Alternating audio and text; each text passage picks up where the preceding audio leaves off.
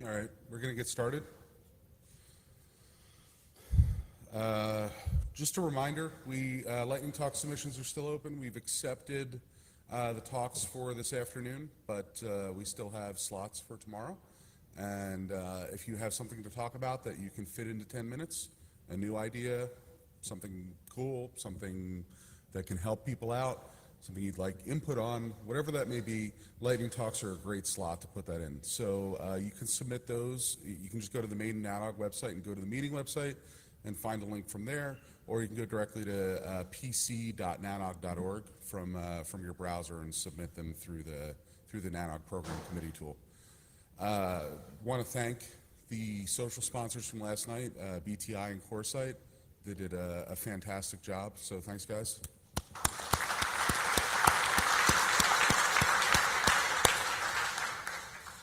Reminder on surveys, of course. Tell us how we can make this program better for you. We'll win an iPad mini. So we'll give away the first survey gift from yesterday, I believe, before the break. And then we'll have another one for today's surveys. So please, again, that's the best way to tell the program committee how we're doing and how we can serve you better. Again, those should be linked off of the meeting website at nanog.org. For our opening talk this morning, we have a man who I have a ton of respect for, Dave Meyer, who I saw this talk once before and was incredibly confused by it for the first 10 minutes, but then it made an absolute sense. And so anyone here who operates a network and thinks about how to balance complexity against simplicity should find a lot of truth in this. And so I'm really looking forward to Dave presenting this again. Thanks, Dave.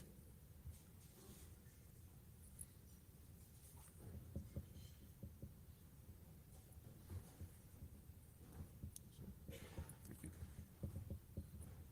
See if I can operate this thing. Hey, good morning. It's great to be here. So this work is work that's been kind of in my head for the last 15 or so years. But I started working, as many of you know, I've been working in doing this complexity stuff for quite some time.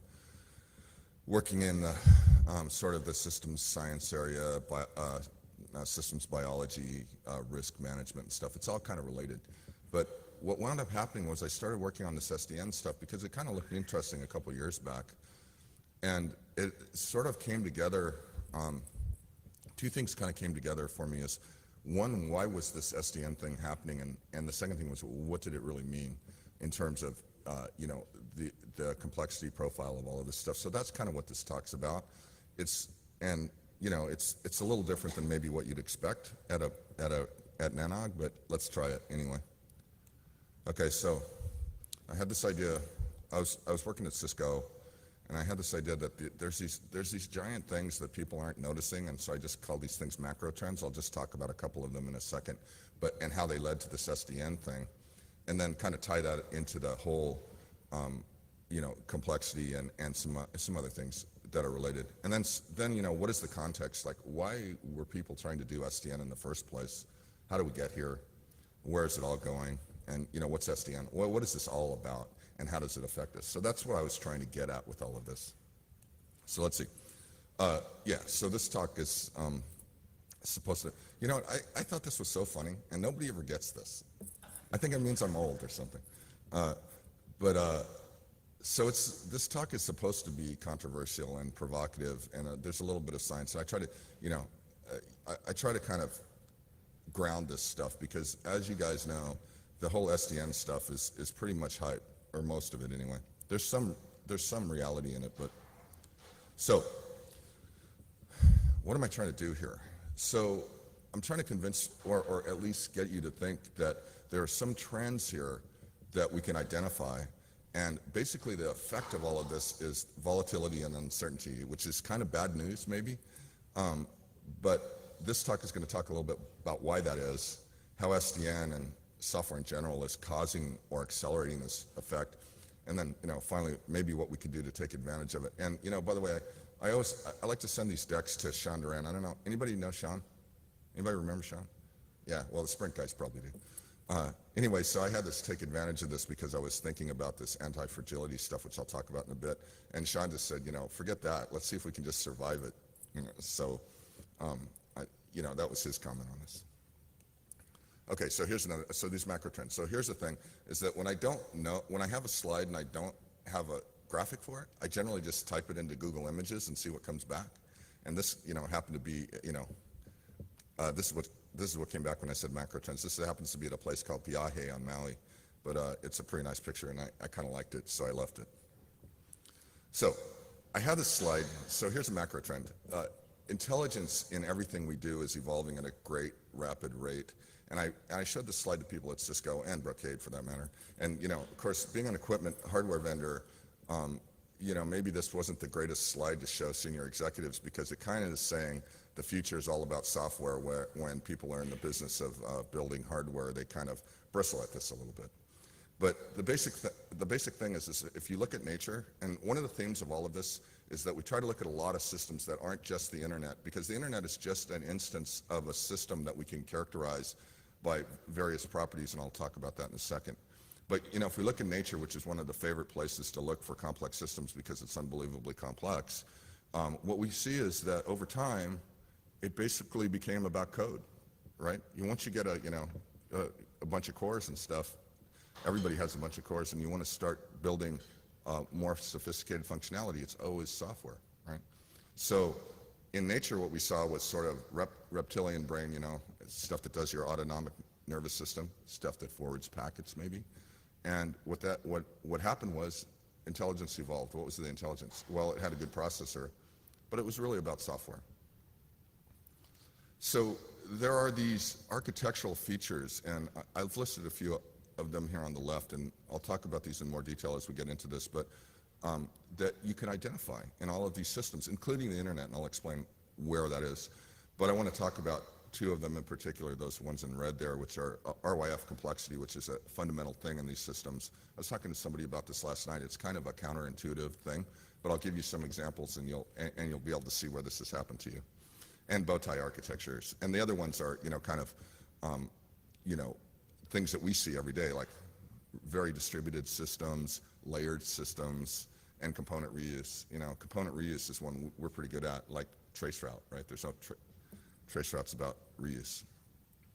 So here's another trend. Another one that, my employers haven't liked over the years is that, you know how vendors like to sell end-to-end solutions. I think the trend is away from that. De-siloing is what I've been calling this. Sort of basically from vertical to horizontal integration. We're seeing this everywhere. Everything open. I guess exchange points too, but APIs, protocols, open source, all of that stuff. Everything modular, pluggable in these architectures. And so basically the future is about ecosystems here, right? And we see this both in nature and in other technology areas, and we're just getting to it now. We certainly see it in compute. Here's another one that the employers weren't all that happy about, which is sort of network-centric to IT-centric. So this is what like the Etsy network function virtualization stuff is all about. But it represents a shift in not only influence, purchasing influence and architectural influence, but speed. So, NetOps to DevOps is kind of the way I summarize it.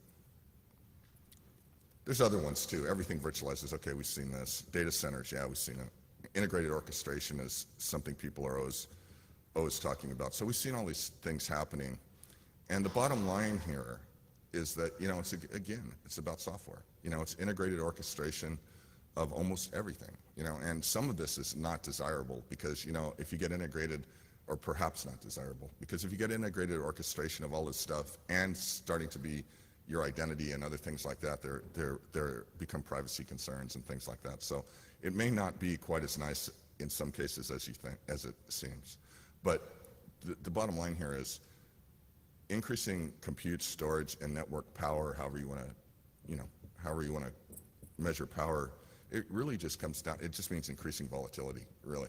And I'll explain why. So, this stuff was supposed to have something to do with complexity and SDN, so let me go there for a second.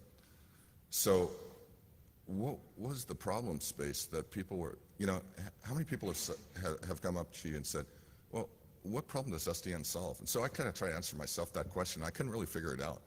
So I tried a couple of different things. And I went back and I looked at the stuff that came out of Stanford, which is sort of the incubator for all of this stuff. And basically what they were saying was this, with this thing in bold here, which is basically, how do we provide state-of-the-art network infrastructure and services while minimizing TCO? And that's kind of like, okay, yeah, everybody wants to do that.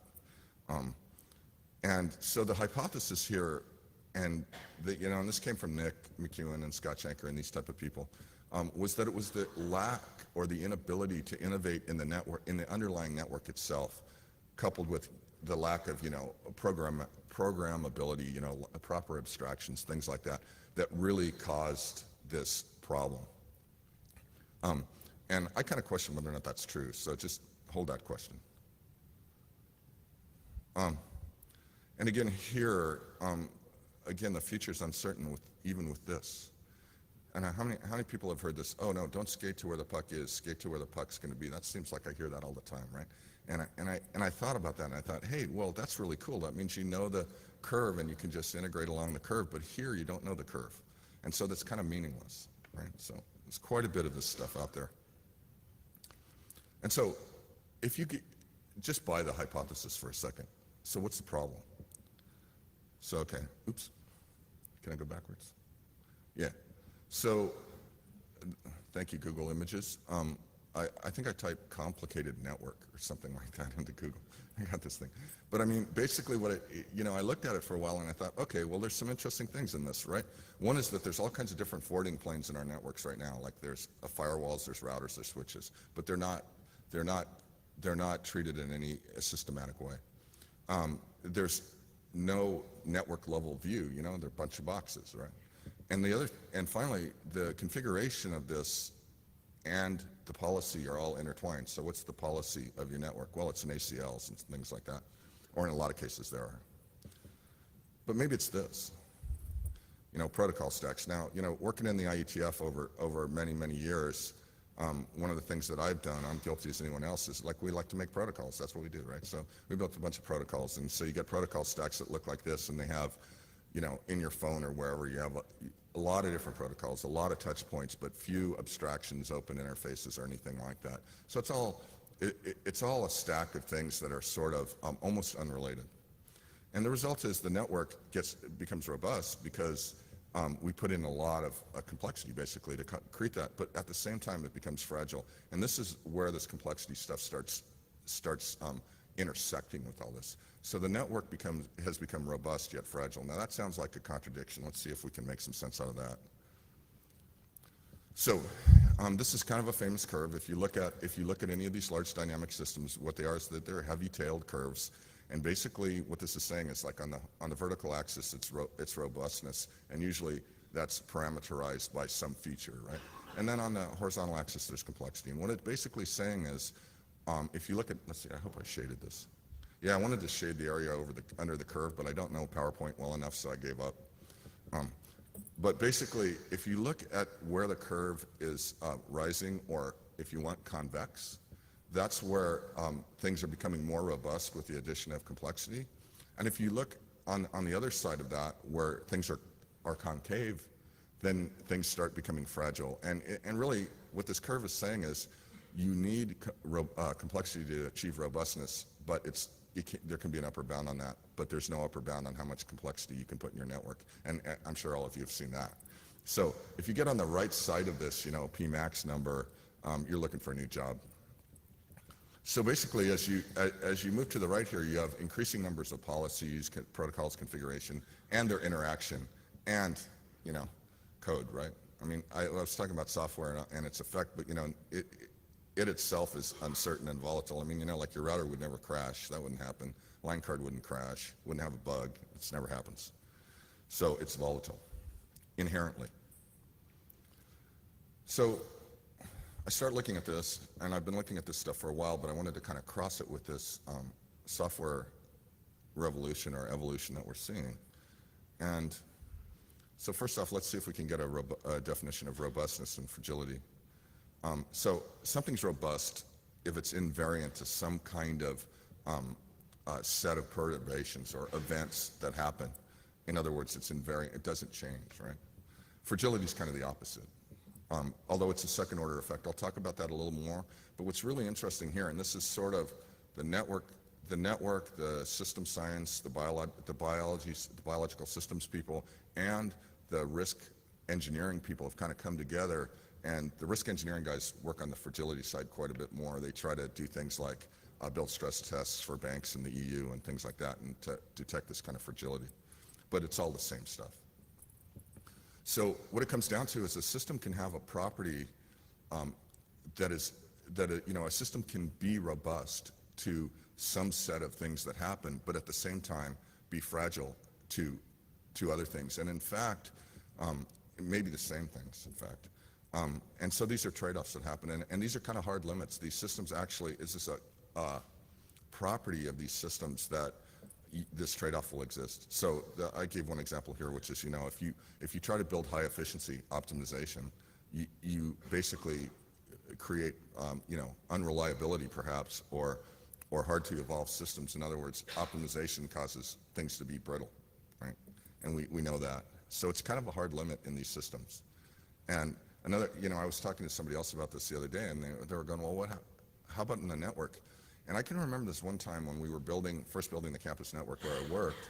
And, the idea was, okay, well, we'll put a subnet in every building. That's kind of intuitive. And we'll put a router interface in every building. And that's all really cool. But what happened was, all of a sudden the thing was fragile to the loss of the router interface. So we wanted to put another router interface in it to give it some redundancy, right? Okay, but we didn't want hosts to have to carry routing or know about this. So, okay, HSRP, VRRP.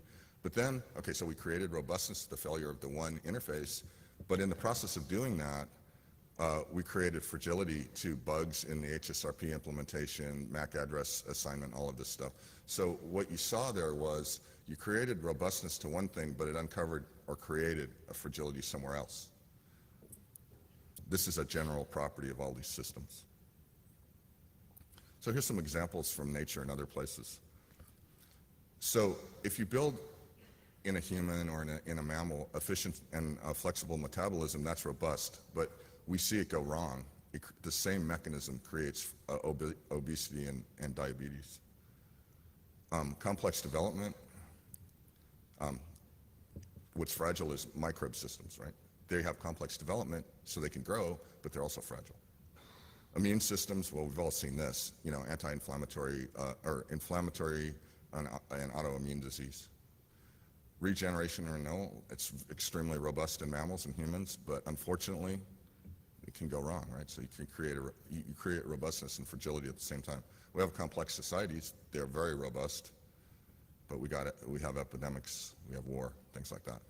And advanced technology is, of course, nothing ever goes wrong there. I mean, I've never seen anything go wrong there anyway. So it turns out, this is what's really fantastic. It turns out that these evolved mechanisms for robustness allow for, they even facilitate these novel severe fragilities somewhere else in the same system. And,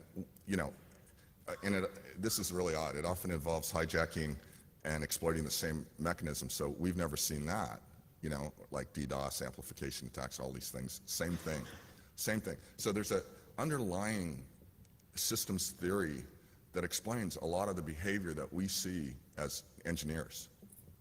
And again, as I said earlier, this trade-off space is a hard constraint in these systems. If you create robustness, you will create fragility somewhere else. That was the first thing I saw that said, oh, well, maybe there's a design paradigm that we can deduce from this, because really, at the end of the day, all of this it's interesting and we learn a lot, but we want to be able to build more robust and better networks, scalable, evolvable, all of these sort of things. So if you want to kind of think about what robustness really is in a network, you can think of it kind of like this. So scalability is a kind of robustness. It's robustness to changes in the size and complexity of a system as a whole. We want to build scalable networks, obviously. Evolvability is a kind of robustness. It's robustness to lineages, to changes on long time scales. We want to build scalable and evolvable networks. The internet is a good example of this. You can look at these other things too. Reliability is robustness to component failure, efficiency to resource scarceness, modularity. So this is a very general thing. And we think of these as engineering quantities, but we don't have a framework to stick them in yet. And that's what a lot of this is trying to do. So in our case, protocols, systems, operations all fit this. And we see this stuff all the time. Okay, so a friend of mine told me that when you're giving a talk like this, for every equation you put in the thing, you lose 50%. So don't use more than one equation because, pretty quickly that decays, right? And, people are looking at their laptops. That's what I do anyway. So, but the fragility thing has really been expanded by people in a totally different domain, which is sort of quantitative risk management. These are the guys who are the quants, or the people who are the quants, right? The people who build these spectacularly complex models for hedge funds and things like that. So here's a bit of a formal description, and this is actually a crazy thing because I'd studied this for a long time, and then these guys from this other field came in with this definition of fragility that fits so well. But the basic idea here is you have some event, I just call it Z, and you have some function that maps this event and a property onto what's called a harm function, right? And it's negative value. Excuse me. So that's why. You could flip the sign around and change the inequality. That doesn't really matter. But the idea here is that the effect of one big event is nonlinear, and the small event, so basically on the left side of this thing it says, okay, I have something that's of size n times z, that's a lot worse than n times the smaller one. And I'll give some examples of that so you can understand, because that's a really fantastic property. And our networks have that, by the way. So if you take the coffee cup, right, and you go, you do this like maybe 1,000 times or whatever, it's like if you add up the total distance that the thing has traveled, it'll be 10 feet or 15 feet. But if I drop it once, and it's fine, right? It's no problem. But if I drop it once from 15 feet, it gets destroyed. This is not linearly related. And that's the important property. And as I said, when I said earlier that fragility is a second order effect, that's because it's actually the acceleration of harm that's important here. So that's it's kind of really a fantastic thing. And in fact, nature requires this, right? So if you walk around, you lift your feet up, 5 centimeters every time you walk. If you jump off something like 10 meters high, you're going to die, right? But if you walk around, we're all okay, or for the most part. And so it's required that there's this nonlinear relationship, otherwise we'd all be dead.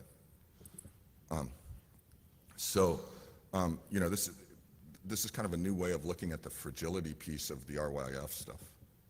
Let's see, what else do I have in here? Oh yeah, this is the other thing. It's related to scaling. Now, how many times have you guys, somebody said, oh, that scales like n squared? How many times you said that? Because we say it a lot, because we have adjacencies, and so we have n choose 2 things to look at, and that's n squared. Well, what that really means is that the harm function, if you want to look at it this way, really has this constant acceleration. It gets bad with constant acceleration, 2, because 2 is the second derivative of n squared, when things get weird enough, when they get big or weird. And so you might think it's theoretical, but it's really not. ARP storms, congestion collapse, AS7007, DDoS, it all causes this nonlinear damage. So this gives us a framework to kind of understand how these events affect us. Okay. Let me just say one thing about anti-fragility. This is one of the things I was telling somebody earlier. This is one of the things that's really captured many people's imagination. It's kind of a new idea. Robustness and fragility are the opposite of one another. Anti-fragility is something different. An anti-fragile system improves as the result of stress. So what's an example of this? Your skeletal and muscular systems. If you don't have gravity and the stress of gravity, your bones will just deteriorate. They require stress, right? But this is found in all kinds of systems, economies, forest ecosystems, internets, things like that. So if you want to get some metaphors for this, if something's fragile, what happens? Like, you send something in the mail, you go, it's fragile, what can happen to it? Well, it can, in the best case, it can arrive at its destination undamaged. In the worst case, it gets completely destroyed. That's what fragile is. So upper bound, it's okay. Lower bound, complete destroyed, right? What if something's robust? If something's robust, it just survives the mail. It doesn't get damaged. It won't get damaged, and it'll get there as, undamaged. But if something's anti-fragile, the lower bound is it's robust, but the upper bound is it actually gets better. So it'd be like if I sent something, this doesn't happen obviously, but it'd be like if I sent something in the mail and it got all beat up, but when the process of it getting beat up made it better. Now, is this abstract? Not really. Jim Cowie just wrote an excellent blog on peering and the Syrian internet crisis that went on there and explained how it was anti-fragile. So what happened? There was stress to the system, governmental control of key access points, not enough diversity in peering, all of that stuff. What happens? Internet engineers build ways around this, and the network becomes more complex but more robust. So the internet itself is anti-fragile. That's an interesting idea. Something to think about when you're building things. So what it all comes down to, at the end of the day, I like this definition for complexity, is basically so the internet's a highly organized system. It's not random. It's not a bunch of random stuff. It's highly organized. So when we talk about complexity in organized systems, it's about that structure itself. And it's basically arises from design properties that all of us build to create optimizations or to create robustness to uncertainty in the environments, in their components. So what do? The HSRP thing, or what do? You have diverse peering, things like that. So this might also be obvious, but a network's a really general thing. It turns up in nature all the time. It's a graph, right? And so many of the things that we see are networks. So these things are common in a lot of ways. So we think of the internet as sort of this artifact that we built, but actually it has a lot in common with things like I'm mentioning here, like energy metabolism, like transportation systems, even the main sequence in stellar evolution. And I remember when my kids were small, I used to tell them, we're at Costco and we're standing in line, I used to tell them, everything's either a network or a queue. See, everything you can see is almost explainable that way. So, and that's true. So it comes as probably not a lot of surprise that even as network people, we're network people, a lot of this stuff comes from studying other systems that give us clues as to how we can build more reliable and more robust networks, so biological systems, things like that. So all that's cool. All right, that's nice. But what does it mean for us where, us means, operators, engineers, architects, and how can the effect of this really change the way we build and operate networks? So keep that in mind because we'll come back to that. What I've been, I'll just take an aside here. One of the things I've been trying to do over the years is sort of bridge this gap between the guys who are doing the science, because it gets pretty difficult. The people who are doing the science, it gets pretty difficult, and you have to have some serious physics chops to do some of this stuff. And it gets away from the lay people like us pretty quickly. But there's some really good intuition we can get from it. And so these architectural takeaways are things that came from other domains, but are directly applicable to the internet space. So in this work that people have been doing in a diverse set of domains, it turns out that there are fundamental architectural building blocks that are found in these systems that are both scalable and evolvable. And of course, that's what we want, right? RYF complexity, I talked a little bit about that. It's kind of a counterintuitive thing, but it's core to these things. Bowtie architectures, I'll talk about that in a second. Massively distributed with robust control, TCP, BGP, and let's see what else. Oh, highly layered, we have that. But we also have layer violations. That's also a characteristic. So these things have layers. All of these systems are layered, but they have layer violations. TCP IP, layer violation. I don't know what Warren was talking about one at breakfast this morning. I forgot what it was. Somebody said, oh, that's a layer violation. Or maybe it was Rudiger, I'm not sure. Layer violations are an inherent part of these systems, even though we'd rather have that. They have protocols. Well, yeah. And there's a property called degeneracy. I'll come back to that if we have time. It's something like redundancy, but more general. and it aids in evolvability of these systems. Okay, so here's bow ties. This is an idea that came from systems biology. I love systems biology. It's very cool. But anyways, this idea came up from a guy, I think I have the cite to the paper there. But the idea was there's constraints that deconstrain. So here's the idea. So you can see how this is a bow tie and there's a knot. This is the metaphor these guys used, right? And you can see that on the left side of this, on the input side of this, what's there? Well, there's just a bunch of chemical phenomenon going on. But in the middle, there's a highly specialized, rigid, kind of basically information processing unit is what it is. And then on the right side, you build everything on top of that. Now, why is that a constraint that deconstrains? Because on the right side of it, well, let's start on the left side. On the left side, it can take any input. So it's unconstrained on the left side. On the right side, you can build anything you want, including all of life. So the example I have here is, I don't know how many people have biology in their background, but there's a molecule called ATP, adenosine triphosphate, which every cell on the planet uses for energy metabolism.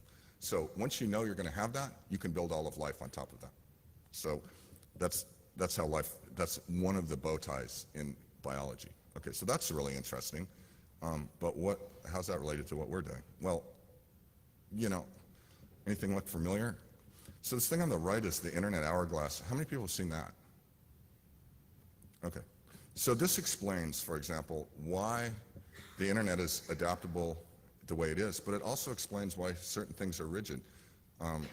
Explains why it's hard to deploy IPv6. Why? Because IPv6 is in the knot, or in the narrow waist is what we call it in the internet space, but it's in the knot, right? It also explains why it's hard to deploy IPsec, same reason, right? But this is a feature of any scalable system. It'll have, so the bow tie is sort of like if you view things as horizontally layered, and we look at it as vertically layered, but it's the same phenomenon. So now, if a system doesn't have that, you got to ask, what does that mean, right? And we'll get to that. So back to, so this had something to do with SDN and complexity. So how did we even get here? So again, the idea was everything that was networking was just too vertically integrated, just too tightly coupled, non-standard, no interfaces, anything. And it kind of goes without saying that these folks who were cooking this stuff up in the early days were saying, hey, we can't do our work, we can't do research because we can't see inside any of this stuff. Okay, that's all really cool, and that's probably true.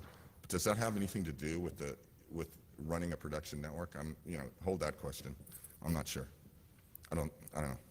But if you take this SDN thesis and put it a different way, the idea was, okay, well, we want to do what happened in the compute industry, right? So virtualization layer, all of this kind of stuff. And the idea was, oh, well, it's this, right? And this is a standard, SDN picture, right? And so the question is this, is this a good analogy, really? And I'll tell you, the thing on the right is characterized by complete separation of control and data. Is that a good idea? Just ask the question. Open interfaces to the forwarding plane. I don't know if that's okay. And kind of centralized control.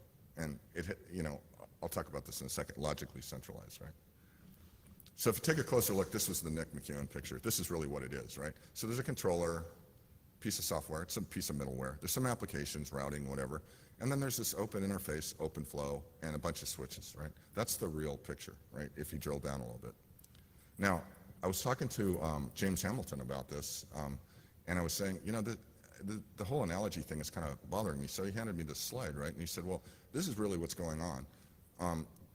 Basically, the architecture, so if you look at this changes the architecture of the network and the devices in it. If you look at this, really what happened here was there was a standard, kind of a standard instruction set, x86, and then everything opened up. So now I have Linux, now I have everything open. That's really what it was about, everything open. It didn't really change the architecture. So it doesn't look to me like that analogy is very good. And in fact, again, this is another one of these things that my employers don't like, but this is what I really think is a better analogy is if you had a really robust open source network OS and protocol stack, and you ran that on, and you had it on a white box of some sort, that would be more like I got Linux on my favorite x86. Anyway, So I'm questioning that as a underlying thesis.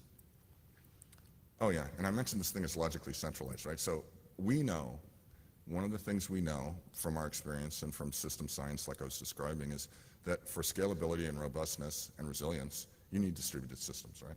So really, the central controller can't be centralized. That means it's a distributed system, right? So these guys came up with this word called logically centralized, which means distributed. Why we need new words for that, I'm not really sure. But once you have a distributed system, you have inherent trade-offs in scalability and control plane convergence that are just basically fundamental stuff from distributed systems. I don't know if people know what the CAP theorem is, but it explains what these trade-offs are. And there's another thing here, right? Now you've broken if you do this, you break the fate sharing between the control and data plane. And so that puts a lower bound on how fast the control plane can actually converge. There's actually physics involved here, right?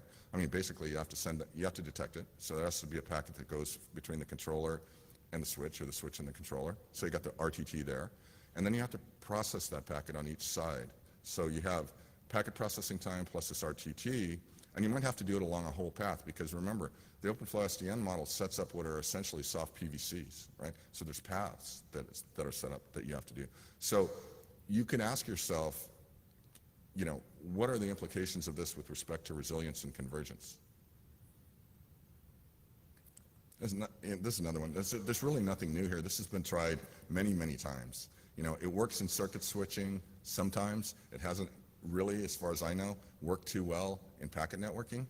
I don't know how many times flow-based forwarding has been tried in the internet space. Many times.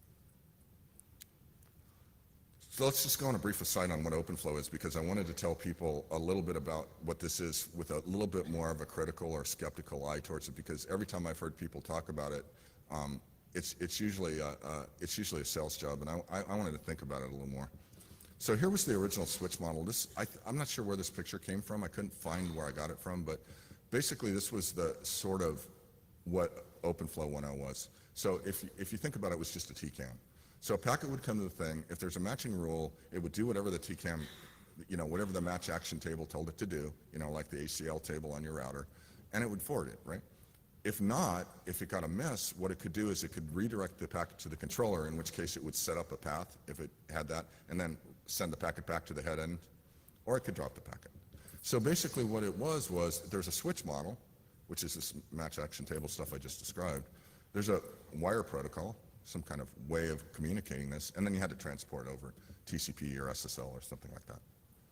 So what was going on with this? Well, first off, it was it's intuitively nice, but it's too simple, because there's not feature functionality gaps. And then it wasn't expressive enough. The language itself actually precluded you from doing a lot of things that you might think are obvious. For example, learning and forwarding bridge, or URPF and longest prefix match at the same time. So, all right, that was a problem. So this is the next model. This is OpenFlow 1.1 and beyond. So it's multi-table, and it's sort of similar. The packet comes to the thing, to the switch. If there's a match, in this case, what it does is it just collects the actions instead of executing them immediately until the end of the pipeline, and then it executes them. And the reason for that is because every table wants to see the original packet, so you can't actually modify it. You can do it actually, but if you do modify it in flight, it's pretty non-deterministic what's going to happen. So is this why do this, right? First off, why do this? It's because there's a combinatorial explosion of routes versus policies, and TCAMs are typically not that big. In fact, TCAM's the hottest, least efficient part of the forwarding path, and so building a whole switch on that is kind of, I don't know. So, but I kind of looked at this a little more, and I thought, well, okay, that's cool, but what really can I know? Well, I tried to compute the complexity of just finding a path in this thing, because I thought for sure people have done this, but no. So it's at least n factorial, right? Because the first table, you have n ways of choosing it. The second way, you have n minus 1, blah, blah, blah. So it's n factorial paths in this. But it's worse, because the constants in there are gigantic. But, okay, so maybe you can conquer that. But again, it's too complex and too brittle. As I said, the algorithmic complexity is just too high. What's a flow in this? Nobody can even describe what a flow is. It's not naturally implementable on ASIC hardware for the reasons I mentioned, and there's a lot of other reasons. There's a bunch of problems with the abstraction itself, and there's architectural questions, which, that's a whole nother talk we can do. And I'll tell you that in the ONF, there's a group called a working group called Forwarding Abstractions, whose main goal is try to constrain things so this is actually implementable on something. Obviously it's implementable in software, but in hardware. So again, the question I have for all of you guys to think about is the flow-based abstraction the right thing for general network programmability? Maybe, maybe not. So now here's my perhaps controversial view. So OpenFlow and SDN are a design point in sort of a larger space of things. And people like to, divide this up in different ways, but it's not the only one. The larger space has things like control plane programmability. I don't know how many people are following the IETF, but this is things like I2RS, BGPLS, Alto, so forth. And there's overlays, VMware and Nicira. And then there's compute storage and network programmability. And I think everybody will be glad to hear that there's something called software-defined storage now too, whatever that might be. So that's another one. But I have this other model that I'm calling a continuum, right? And this is, by the way, I can't really draw in PowerPoint. I don't have the patience for it, so this is kind of the best thing I could make. But so if you look on the left, you have this thing that I'm calling forwarding SDN, and it's characterized by all the things I was mentioning for OpenFlow. Separation of control and data, logically centralized control, open interface to the forwarding plane. And these are things like, OpenFlow SDN, forces could fall in here if you know forces. In the middle, there's some control plane SDN. I'm calling it control plane SDN, and this has the property that you maintain the existing distributed control plane, but you make it programmable. That's I2RS and all of those things, netconf, etc. And then you can go sort of to the other side of it where you have overlay, what I'm calling overlay SDN. So what's overlay SDN? This is where you don't really care that much about the underlying control plane or forwarding plane as long as you have, 32, 64, 128 by, ECMP or something like that, and you just put another control plane on top of it. So, there's a highly dimensional space in here of things that can be done. So back to all of this, just to try to tie this up a little bit. If I look at this, and I'm just using this one of those features I was saying because you want to kind of look for these kind of things and say, well, do these things have these properties or not? So if you look at this control plane SDN, this doesn't really affect the architecture of the network. It just gives you more programmability of the existing control plane. The overlay SDN thing is just an application to the IP layer. The IP layer doesn't really know about it. Now, OpenFlow SDN, I don't really know where that fits. I don't even know if it has this structure. I couldn't really nail that down. I tried for a while, but I couldn't see it exactly. So I'm not sure about that. So if it doesn't have this property, what does it say about the scalability? That's a question, right? Oh yeah. And of course, you have software, right? So, again, this isn't, if you combine open loop control, software, and Moore's law, you get randomness, uncertainty, and volatility. Trust me. So where's it all going? Yeah. So I typed that into Google Images, and I got this thing of Zweiberg drowning in garbage. I'm not saying we're drowning in garbage. I just like the picture. More seriously. I think the high order bit here is something like, because of all this volatility that's coming basically from software, that everything's going to be pretty much cloudy for a while, or maybe permanently. I think a good thing for us is that we work in the narrow waist part of the thing, so we're in the most stable piece of it. But if you're above that, things are going to get interesting. And I just give an example here of, I gotta look at my time. I give an example here of something like Spot Cloud. It's a spot market for compute, right? And Amazon has one too. And what happens here is you can just buy a VM anywhere on the planet and spin it up. You could put a routed network on top of that, and you could build another cloud on top of it. So once you have the ability to do that, the idea that you would understand, deeply what your traffic matrix looked like on any kind of time granularity, well, we've seen what happens there. I would say that conventional technology curves are going to hang around. We just heard yesterday the nice talk about optical. We know we're going to get 400 and 1.6 and all of that, or more core density, all of that stuff. And that sort of corresponds to the reptilian brain piece of it. Somebody's going to have to forward packets eventually. I mentioned this stuff about ecosystems. I can't make that point strongly enough, and open everything. But okay, so just to wrap this up, what do we do about all this stuff? Well, so my sense of it is that we really need to protect the architectural features of the network that have made it scale and made it operable. So things like the narrow waist, we're pretty good at that. I mean, we did IPv6. That's been troublesome, but we're getting there with that. But we're pretty good at that. We don't change the IP layer a lot, and we're pretty good at component reuse. Trace route, as I mentioned earlier, and a lot of other component reuse. That's a good thing. And I mentioned this, I'm not going to say this again, but just expect a lot of volatility coming from the top. The bottom's not so much, right, because it's hardware in general, unless it's vSwitch or something, and it moves slower. But above, it's software, and it can move at any rate. DevOps, I mean, I think we all got to get in the groove. I know that several nanogs ago, VJ was talking about the kind of people he was wanting to hire, and I think it was before the term DevOps actually was even, coined. This is another property, is that, like, in the internet space, we develop our understanding kind of bottom up. That's an important thing to maintain. And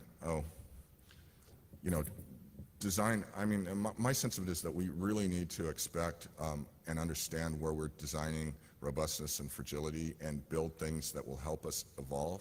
We don't really go, a lot of times we don't think, we have extension headers, we have things like that, but a lot of times we don't think about evolvability. And there are properties that we could talk about that allow that. So that's kind of the summary of all of this stuff. So I think I'm done. Yes. Do I have time to get a question from anyone? Oh, good. Hey, Todd Underwood, Google. So thanks for the talk, Dave. I love it. I think one of the things that there's a set of network architectural principles going on the sort of most mundane part of the talk, because the other part's probably too hard for me to understand. So I'm just focusing on the concrete parts so that I could follow. So when you look at the general, I made most of it up. Yeah, that was obvious. No. So when you look at, like, you're assigning specific architectural or implementation strategies to robustness or to fragility, that seemed pretty unmotivated and pretty unjustified. So in particular, it's not clear to me that massively distributed systems are not themselves pretty fragile. We spend a lot of time on cascading failures, and cascading failures are enormously difficult to mitigate in distributed systems. So that's one point. So the other point is just a niggling point, but like convergence times on separated control plane and forwarding plane, you talk about the round trip time between the controller and the forwarding nodes. Like, what about the multi-hop round trip time between forwarding planes finding out about remote failures, which is, convergence takes a long time in distributed routing protocols. Yeah, Obviously. so let me take the second one first, okay? So what we do is we use eventual consistency so that we don't have to do that, right? Actually, I didn't have time to talk about this, but CAP theorem basically says, you can have consistency, meaning the state's consistent everywhere. You can have availability, or you can have partition tolerance, CAP, C-A-P. But it's choose any two. And so what we did in the internet space, and we didn't take advantage really of the deep knowledge of the distributed systems community, is that we built something called eventual consistency, so we didn't have to do that. And yeah, if you had to have strong consistency constraints, then the problems that you were just describing would arise, but we don't. So we tolerate things like micro loops and transient black holes and things like that, and the trade-off is the convergence time, right? Sure, I'm just saying, the second point sort of niggling. I'm just saying that the consequence of and the distribution of those outages are just as bad in distributed routing protocols as they are when you have a semi-centralized control plane. Yeah, I don't disagree. I mean, just trading off a different kind of latency and a different kind of uncertainty. Yeah, and this RYF thing is about just those trade-offs. But go back to cascading failures and tell me how to fix that, because I got some problems with that. Okay, we'll do that later. Damn. Dinesh. Hey, Dave. A couple of things. First, nice talk. Second, your title says CTO and Chief Scientist at Brocade. You sure you're not at Cumulus Networks? Well, I'm here. I'm at NANOG right now. But your point also raises the hourglass principle to me also raises the point, two things. The trouble that it seems to me that networking faces today, especially in the data center space, is the mainframe business model, the violation of the end-to-end principle. The networking vendors, in their attempt to make it vertically integrated, are saying the network is the centerpiece of the world and everything has to be subsumed in there. And in the process of that, we have complicated the central piece so much that people either innovate around it or find ways to break this opaque blob in the middle. And the SDN is an attempt to try both. Yeah. And I think the way you put it, I like the way you put it, the central piece, the reptilian brain, so to speak, the hardware, with its well-known protocols such as BGP, which have been tested, we know how it works, is a good way to do all the forwarding. So the hourglass principle is maintained, and virtualization overlays the SDN, the ability to manipulate things from the edge of the network, maintains the end-to-end principle and the hourglass point that you have. So thank you. Thanks. This will be the last question. Go ahead.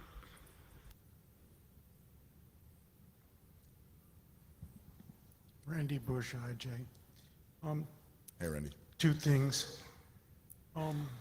Sadly, due to CGNs and NATs, the waste of the hourglass has moved up a few layers. Yeah, it's controversial. I admit that. It's not a good thing. But the fear of a distributed algorithms is, I think, a CircuitZilla problem.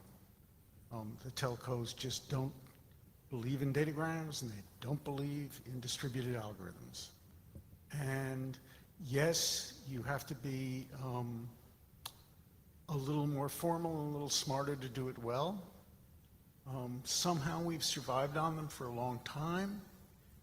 Complexity is, and fragility are not caused by any particular technical factor. They're caused by the fact that a bunch of funny monkeys are doing this stuff. And the funny monkeys do Parkinson's real well. And we push distributed algorithms to the point where we get annoyed at their ugliness. And if we centralize things, all that does is give us time windows for a couple years before we complicate that far enough that it's going to be screwed. Right? Centralizing it is not a panacea for our complexity disease. But what it does do is decouple the control plane from the data plane. And I think we've learned time and again in this industry that having two layers that relate to each other that are non-congruent are always really fun, just uglier than hell. Thank you. Thanks. Thanks, Dave.